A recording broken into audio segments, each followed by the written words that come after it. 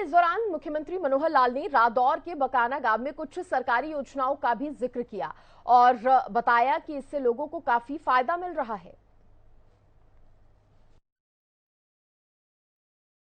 हालांकि शिक्षा मंत्री हमारी अपनी पार्टी के थे रामविलास जी, मैं पार्टी का काम देखता था। कभी कभी मुझे रामविलास जी को जाके मिलना होता था तो सुबह 10 बजे से लेकर शाम को 4 बज जाते थे। मैं भी इंतजार करता था कब शिक्षा मंत्री जी खाली हों और कब जाके मैं 10 मिनट बात करूं। और उनकी मास्टरों की इतनी भीड़ रहती थी ट्रांसफर वालों की कि वो सबके कागज लेते थे, पता नहीं कहाँ जाते थे कहाँ नहीं, लेकिन शाम तक कहीं 2-4 का ट्रांसफर हो पाता था, बाकी सब खाली आ जाते।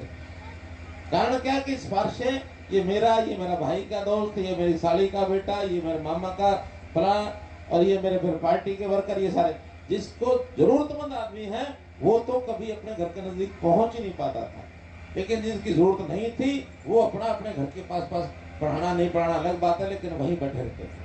तो बहुत बड़ा काम मैंने किया है, बहुत ऐसे काम किए हैं।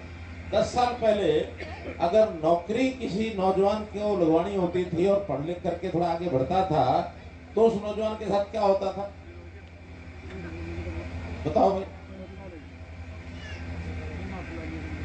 वो नौजवान क्या करता था? नौकरी मिल जाती थी आसानी से। क्या क्या करना पड़ता था नौकरी लेने के लिए? स्वार्थ चाहिए और पैसा चाहिए, कभी कभी तो दोनों चीज चाहिए। लेकिन क्या अभी किसी योग्य विद्यार्थी की उसकी नौकरी के लिए उसको सिफारिश या पैसे की जरूरत पड़ती है? आबादी कितनी है बताओ तो?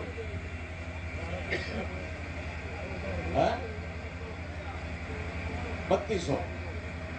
और कोई बताएगा? 3200 की आबादी बता रहे हैं।